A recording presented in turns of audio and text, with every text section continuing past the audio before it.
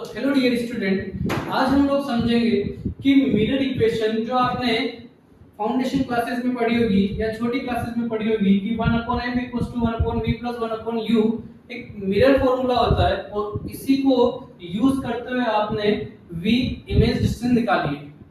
तो इसी को डेराइव करेंगे हम लोग, क्योंकि इसका डेरिवेशन जो हम लोग करने जाएंगे वो कॉनकेव मिरर में भी काम आएगा, कॉन्वेक्स मिरर में भी काम आएगा और यही प्लेन मिरर में भी काम आएगा।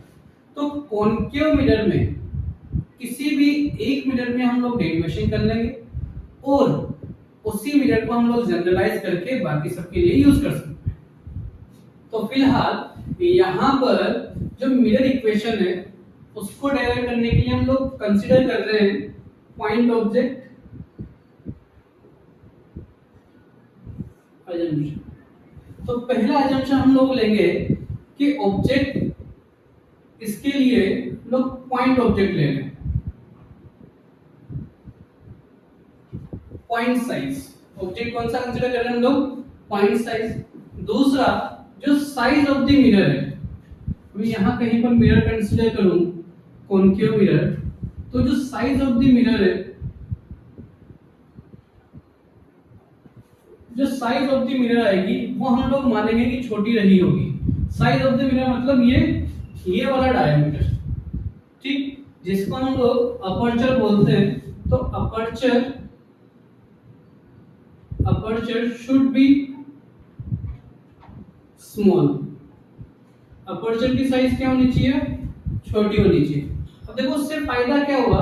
अपर्चर की साइज या साइज ऑफ द मिरर छोटे होने की वजह से हुआ क्या कि जो एंगल्स बनेंगे, मैं कंसीडर करता हूं कि यहाँ कोई पॉइंट ऑब्जेक्ट रहा होगा u, जिसकी डिस्टेंस, यहाँ पे कोई पॉइंट ऑब्जेक्ट रहा होगा o, जिसकी डिस्टेंस पोल से हमारे पास होती है u। ये हमारे पास एक डिस्टेंस आ गई, ठीक। और यहाँ पर एक रे आई, ये अपने पास कॉनकेव मिरर है और कॉनकेव मिरर तो लाइट कन्वर्ज करके इससे यहाँ कहीं पर रिफ्लेक्ट किया और यहाँ पर आकर हमारे पास एक रे तो ये हुई और दूसरी रे मैं कंसीडर करूंगा जो प्रिंसिपल एक्सिस के अलोंग जा रही होगी, ठीक। तो ये अपने पास दूसरी रे ये गई और ये वापस आई। तो यहाँ कहीं पर अपने पास एक इमेज बनी होगी आई, जो भी पॉइंट साइज रही होगी, ठीक। अब हुआ क्या कि साइज छोटी करने से या फिर अपर्चर की साइज कम रखने से हमारे पास जो एंगल्स बने, एंगल्स कैसे? मैं अगर यहाँ कहीं पर C कंसीडर करता हूँ, C आप जानते हो क्या होता है? Centre of curvature. तो ये सेंटर ऑफ कर्वेचर से अगर मैं परपेंडिकुलर डालूं तो वो परपेंडिकुलर मेरे को यहाँ पे कुछ I एंगल देगा और वही कुछ R एंगल रहा होगा, ठीक। ये अपने पास, तो ये जो एंगल्स है, अगर ये साइज छोटी है तो ये एंगल्स भी क्या रहे होंगे? स्मॉलर रहे होंगे, ठीक। और मैं कंसीडर कर रहा हूँ कि प्रिंसिपल एक्सिस के साथ इंसिडेंट रे अल्फा डिग्री का एंगल बना रही है, ये वाला मेरे पास बीटा बना रही है और ये जो रिफ्लेक्टेड रे है वो गामा एंगल बना रही है विद प्रिंसिपल एक्सिस, ठीक। तो अपर्चर की साइज छोटी होने की वजह से फायदा ये हुआ कि हमारे alpha, beta, gamma, I, R ये सब क्या हो गए? स्मॉल एंगल हो गए, स्मॉल एंगल्स। अब स्मॉल एंगल्स होने का फायदा ये है कि हम लोग sin i को i लिख सकते हैं और i को tan i भी लिख सकते हैं। किसी भी एंगल को हम लोग sin से tan में और डायरेक्ट नॉर्मली थीटा में कन्वर्ट कर सकते हैं, ठीक है। वो कैसे? पहले हम लोग समझ लेते हैं कि अगर एंगल्स छोटे होते हैं तो उन पर जो रेज होती है, जिस रे का मैं यूज कर रहा हूँ यहाँ पर, ये पूरा का पूरा डेरिवेशन डिपेंड करता है कि हम लोग रेज कंसीडर करने को कौन सी होनी चाहिए? पेरेक्सियल। तो पेरेक्सियल रेज हमारे पास होने चाहिए।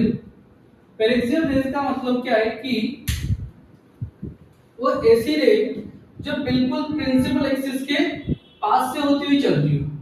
अब देखो कोई भी प्रिंसिपल एक्सिस के पास से होती हुई गुजरेगी तो वो एंगल्स क्या बनाएगी, छोटे बनाएगी, और एंगल्स छोटे बनेंगे तो उसी एजम्पशन के साथ हम लोग इसका डेरिवेशन कर लेंगे। ठीक, तो ये रेज जो हम लोग कंसीडर कर रहे हो पेरिक्सियल रेज होनी चाहिए, एंगल्स यहाँ पे छोटे होंगे, और रही बात अपर्चर की तो अपर्चर की साइज भी छोटी रही होगी।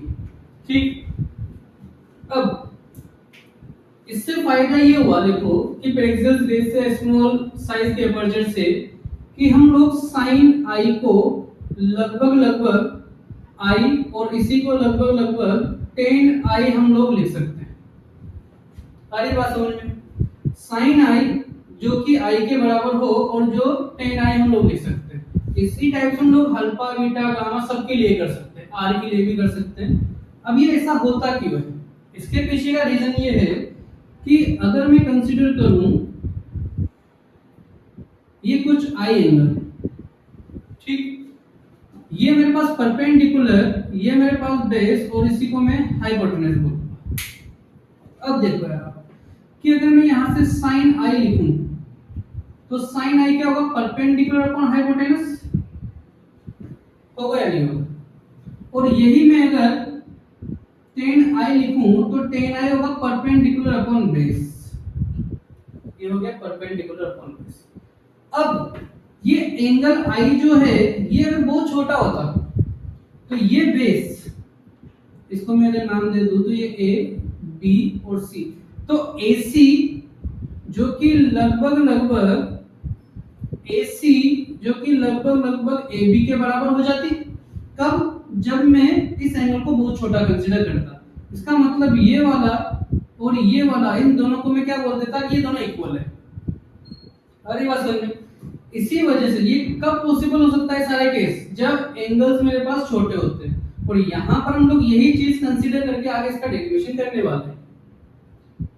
ठीक है, तो इस चीज को लेकर हम लोग देखो, आप जानते हो कि ये जो टॉपिक है ज्योमेट्रिक ऑप्टिक्स का टॉपिक है, तो यहाँ पर हम लोग ज्योमेट्री कंसीडर करेंगे। ज्योमेट्री कैसे कंसीडर करेंगे, देखो कि अगर आपको यहाँ इस पॉइंट का मैं कुछ नाम दे देता हूँ, इसको मैं n बोल देता हूँ, और यहाँ से एक और परपेंडिकुलर में डालता हूँ, और इस परपेंडिकुलर का मैं नाम दे देता हूँ m। ये पॉइंट आप जानते हो P होता, ठीक। अब देखो यार यहां से जो ट्राइंगल है, इन ट्राइंगल, एक ट्राइंगल कंसीडर कर रहा हूं ONC, ONC। इस ट्राइंगल के अंदर अगर आप देखोगे तो अल्फा और आई दोनों इंटीरियर एंगल है, उनका सम किसके बराबर होना चाहिए, एक्सटीरियर एंगल के बराबर, जो कि क्या है बीटा। तो मैं इस ट्राइंगल को कंसीडर करते हुए ONC को कंसीडर करते हुए ये बात बोल सकता हूं कि alpha plus I equal to beta, और यहां से अपने को आई इक्वल टू मिल जाता है बीटा माइनस अल्फा। ठीक, दूसरा ट्राइंगल अगर मैं कंसीडर करूं तो एक दूसरा ट्राइंगल है, ट्राइंगल CNI, CNI। इसके लिए मैं लिख सकता हूं बीटा प्लस आर, क्या लिख दिया मैंने, beta plus R equals to gamma. Again ये दोनों इंटीरियर एंगल है और ये अपने पास एक्सटीरियर एंगल है। ठीक, यहां से मैं अगेन आर की वैल्यू निकाल सकता हूं और आर लिखूंगा मैं गामा माइनस बीटा। ठीक, अब देखो यार कि ये इक्वेशन नंबर 1 और ये इक्वेशन नंबर 2 अपने पास। ठीक, अब according to law of reflection हम लोग ये कंसीडर करते हैं, ये जानते हैं कि I should be equal to R। तो I और R को अगर इक्वल होता है तो मैं इक्वेशन नंबर 1 और 2 को स्प्लिट कर सकता हूं। तो यहां से मुझे वैल्यू मिली beta minus alpha is equal to gamma minus beta, और यहां पर मैं रीअरेंज करके इसको बोल सकता हूं कि मेरे पास बन गया alpha plus gamma equal to 2 beta.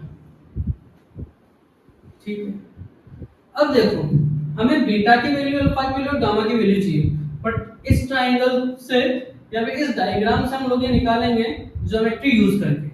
देखो कैसे कि अगर मैं ट्रायंगल कंसीडर करूं, in triangle ONC N M, अगर मैं ट्राइंगल कंसीडर करूं ओ एन एम, तो यहां से मुझे ट्राइंगल मिलेगा और इस ट्राइंगल के अंदर ये परपेंडिकुलर और ये बेस रहा होगा। तो मैं जब टेन अल्फा लिखूंगा, टेन अल्फा, और वही किसके बराबर रहा होगा, लगभग लगभग अल्फा के बराबर रहा होगा। ऐसा क्यों हुआ? ऐसा हम लोग इस प्रॉपर्टी को यूज करते हुए बोल देंगे। तो एंगल्स छोटे हैं तो टेन अल्फा जो कि अल्फा के बराबर रहा होगा, इसकी वैल्यू किसके इक्वल लिखते हैं?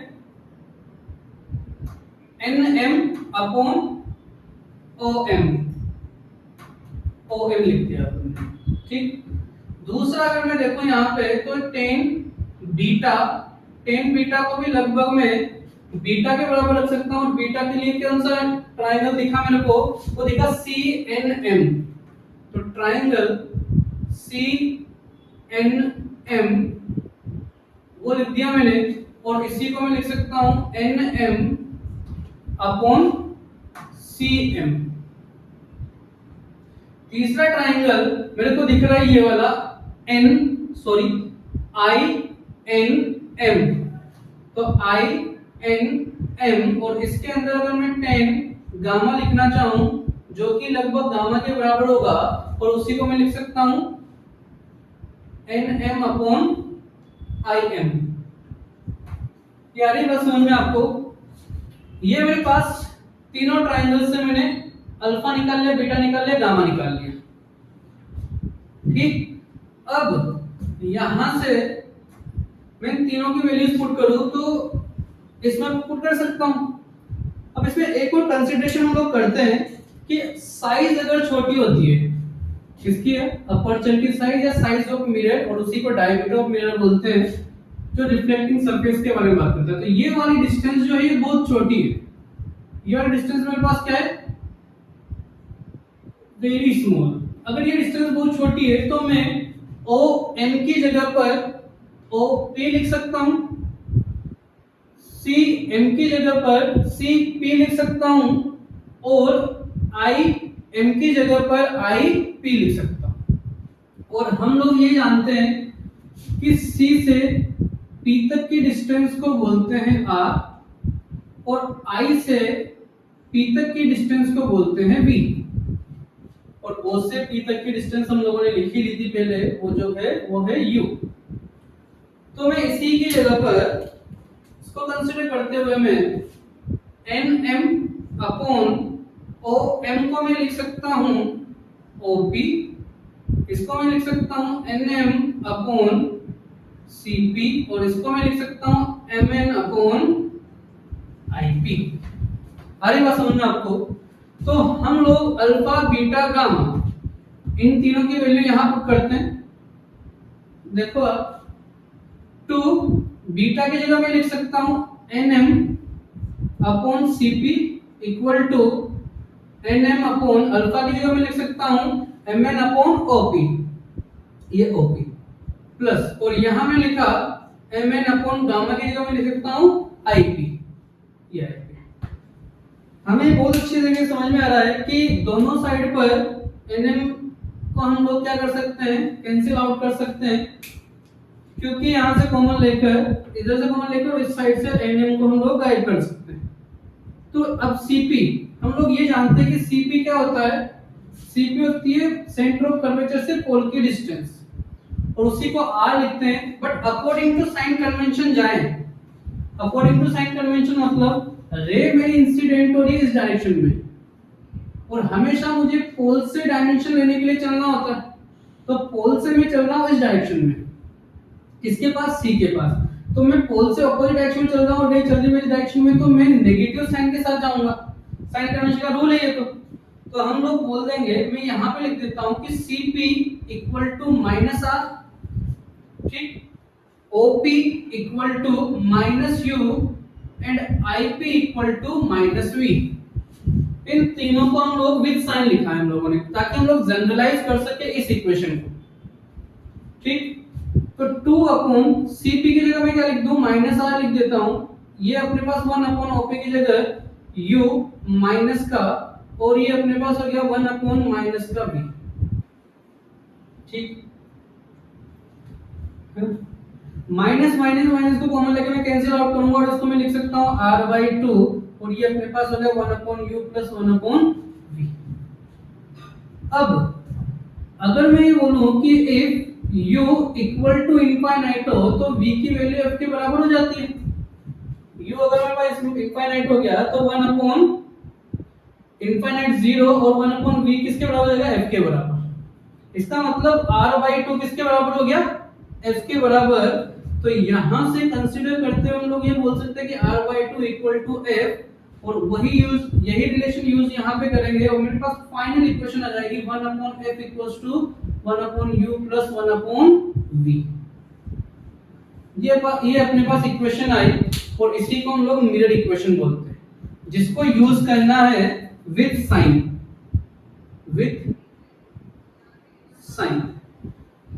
इसको हम लोगों ने डेराइव किया है, वो जो डेरिवेशन किया है वो पॉइंट ऑब्जेक्ट को कंसीडर किया रियल ऑब्जेक्ट की रियल इमेज। बट यही चीज हम लोग कॉन्वेक्स के लिए भी कर सकते हैं और यही चीज हम लोग रियल ऑब्जेक्ट के वर्चुअल इमेज के केस में भी कर सकते हैं। ये पर्टिकुलर जो केस है वो रियल ऑब्जेक्ट का रियल इमेज का केस है, real object and real image. Real image और रियल ऑब्जेक्ट आप जानते हो, ठीक है। In front of the mirror अगर अपने पास बन रही है तो क्या लगी होगी, रियल ऑब्जेक्ट रहा होगा और यही रियल इमेज लगी होगी, ठीक है। तो चलो, अगर आपको कॉन्वेक्स का करना है तो नेक्स्ट वीडियो में हम लोग कॉन्वेक्स का भी सोल्व करेंगे।